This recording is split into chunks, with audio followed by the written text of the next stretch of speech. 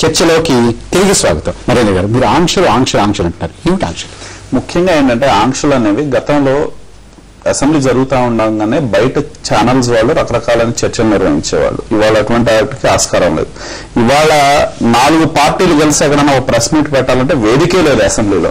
ఎక్కడైనా బయటికి వెళ్ళి చెట్టు కింద పెట్టుకోవాల్సింది తప్పితే అసెంబ్లీ ప్రాంగణంలో మేము పెట్టే అవకాశం లేదు. అలాగే మూడోది ఏంటంటే ప్రతిపక్ష నాయకుడు ఒక ముఖ్యమంత్రిగా చేసిన వ్యక్తి ప్రెస్ మీట్ పెట్టాలంటే అసెంబ్లీ జరుగుతుండగా ప్రెస్ వారు లోనకొచ్చే అవకాశం లేదు. నరేంద్ర గారు, ఇవన్నీ కూడా ఈ కొత్తగా వచ్చినటువంటి నిబంధనలన్నీ మీరందరూ కూర్చుని కలిసికట్టుగా ఏకగ్రీవంగా అనుకున్నవి కాదా? కాదు. ఎందుకంటే మేము స్పీకర్ గారిని ఇందాక అడిగారు 15 రోజులు ఎందుకు పట్టిందని. మేము స్పీకర్ గారి దగ్గరికి 4 సార్లు వెళ్ళాం. ఇదిగో ఈ సమస్యలు ఉన్నాయి, ప్రతిపక్ష నాయకుడు కావచ్చు, సభానాయకుడు కావచ్చు, స్పీకర్ గా మీరు కావచ్చు, ఇటువంటి వ్యక్తులు ప్రెస్ మీట్ పెట్టాలంటే ఏ చెట్టు కిందకు వెళ్లి మీడియా పాయింట్ దగ్గర పెడతాం అనేది సరైనది కాదు. అలాగే 4 పార్టీలు కలిసి ప్రెస్ మీట్ పెట్టుకోవాలన్నప్పుడు మీరు ఒక కమిటీ హాల్ ఉండేది, ఇదివరకు అటువంటి సౌకర్యాన్ని తీసేశారు. ఇప్పుడు ప్రెస్ వాళ్ళు రావాలన్నా మా టీడీఎల్పీలో పెట్టుకోవాలన్నా సభ అయిన తర్వాత అరగంట వరకు ఎవరు ప్రెస్ వాళ్ళు రావడానికి వీల్లేదు. అలాగే సభ జరుగుతుండగా ఎవరు లైవ్ ఇవ్వడానికి వీల్లేదు, చర్చలు కానీ ఏవైనా కానీ. వీటన్నిటి మూలాన ఏంటంటే ఇది సభ్యుల స్వేచ్ఛ. ఇది సభ్యులుగా మాకు హక్కు ఉంది, వివిధ అంశాల మీద స్పందించే హక్కు ఉంది. అలాగే మీడియా అనేది ఏంటి, ఒక వాళ్ళ అనుకున్న దీనిలో ఏదైతే కరెక్ట్ అనుకుంటారో వాటిని చేరవేయాల్సిన బాధ్యత మీడియా మీద. సుధీరెడ్డి గారు, ఈ రకమైన ఆంక్షలు మీకు సమంజసం అనిపిస్తున్నాయా? ఆయన అందరూ కలిసి కూర్చుని, అన్ని పక్షాల వారు కలిసి కూర్చుని స్పీకర్ దగ్గర కూర్చుని ఏకగ్రీవంగా ఇవన్నీ ఇలా చేసుకుందాం అనేటువంటి మాట మాట్లాడుకోరు, కానీ ఏకపక్షంగా నిర్ణయం తీసుకుంటారా? లేదండి. ఒక విషయం అండి, సభ జరుగుతున్నప్పుడు బయట పోయి లైవ్ ఇవ్వాల్సిన అవసరం ఏముందండి? అంటే కేవలం సభలో మాట్లాడండి. మీరు ఎందుకు ప్రజా అవసరాలు ప్రజల గురించి మాట్లాడుకుని సభలో మాట్లాడండి. సభలో మాట్లాడుకోవాలంటే సభలో చెప్పండి. మాట్లాడకూడదు అనేటువంటిది మాట్లాడేవాళ్ళు నిర్ణయించుకోవాలి. లేదండి, మీరు చెప్పే అంశాన్ని ఈ రాష్ట్ర ప్రజలు మొత్తం చూస్తున్నారు. ఆ రాష్ట్ర ప్రజలు సభలో ప్రస్తావించండి. సభలో ప్రస్తావించే అవకాశాన్ని ఖచ్చితంగా ఇస్తారని మీరు హామీ ఇస్తారా? ఎందుకు ఇవ్వరండి? ఇప్పుడు మేము కొత్త సభ్యులు, ఇంతమంది కొత్త సభ్యులు ఇన్ని ప్రశ్నలు వేస్తున్నప్పుడు వాళ్ళకి ఎందుకు రావండి అవకాశం? తప్పనిసరిగా వస్తే అవకాశాలు కల్పిస్తాం. అనేక రకాల అవకాశాలు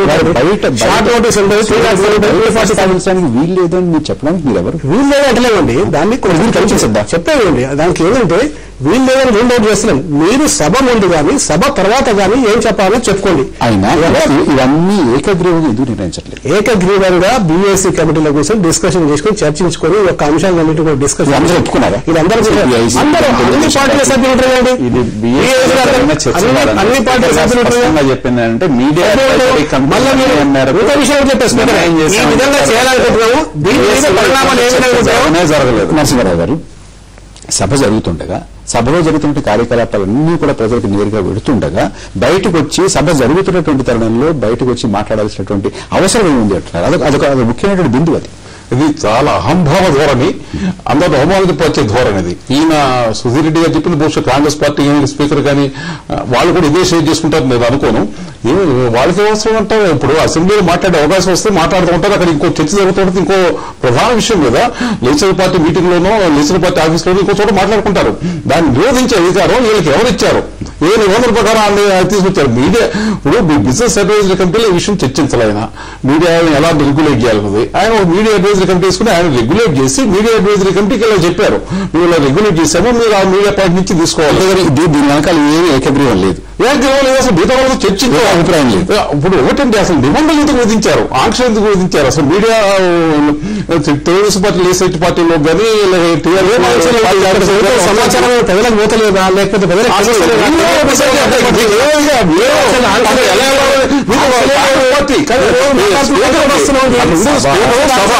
సభ మళ్ళీ తెలవకుండా కాంగ్రెస్ పార్టీకి అనుబంధం అనుకుంటున్నారు.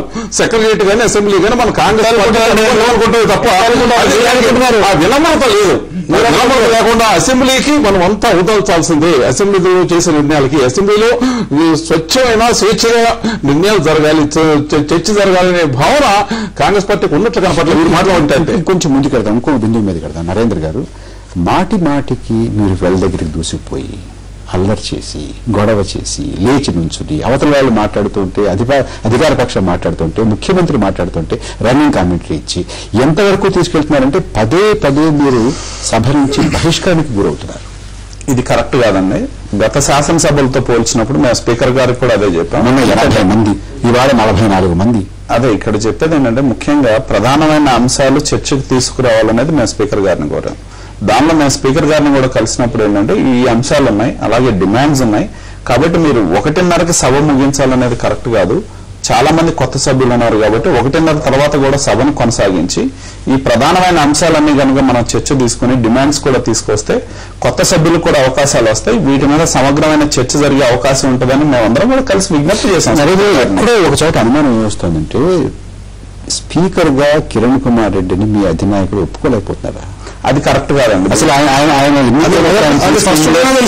తీసుకెళ్లి కుర్చీలో కూర్చోపెట్టారు. అది ఫస్ట్ ఇవాళ కూడా అతను ఒప్పుకోలేకపోతున్నందువల్ల ఆయన చెప్పినటువంటిది మీరు వాయిదా తీర్మానాలు కావాలన్నారు, ఆయన కాదన్నారు. ఒప్పుకోరా మీరు? సభాపతి ఇచ్చినటువంటి ఒక నిర్ణయాన్ని శిరసాహించరా? దీనిలో ముఖ్యంగా ఏంటంటే ఇక్కడ ఆలోచించాల్సింది సభాపతిగా స్పీకర్ గా కిరణ్ కుమార్ రెడ్డి గారు మొదట ఆయన పేరు వచ్చినప్పుడు మాకు అభ్యంతరాలు ఉన్నమాట వాస్తవం, దానిలో సందేహం లేదు. తర్వాత ఆయన సభలో ఒక ప్రకటన చేశారు, నా పనితీరుని బట్టి మీరు అంచనా వేసుకోండి. తర్వాత మా నాయకుడు కూడా బీఎస్సీ మీటింగ్ లో ఖచ్చితంగా మీ స్టేట్మెంట్ నేను చూసాను, మా సహకారాన్ని అందిస్తామని చెప్పాను. ఇవాళ కూడా నేనేమి రిజర్వేషన్స్ లేనేలేదు. ఇవాళ కూడా ఆయన ఇస్తున్నటువంటి రూలింగ్స్ కానీ ఆయన ఇస్తున్నట్టు నిర్ణయాలు కానీ మీరు ఎందుకు శిరసాహించారు? ఎందుకంటే ఇవాళ కూడా ఎందుకు ఆమోదించట్లేదు? నేను చెప్పేది ఏంటంటే ఇవాళ ఈ మీడియాది కూడా గత 15 రోజుల నుంచి మా డిప్యూటీ లీడర్స్ వెళ్లారు, సిపిఐ, సిపిఎం, టిఆర్ఎస్, బీజేపీ అందరు, టీఆర్పీతో సహా అందరం కలిసాం.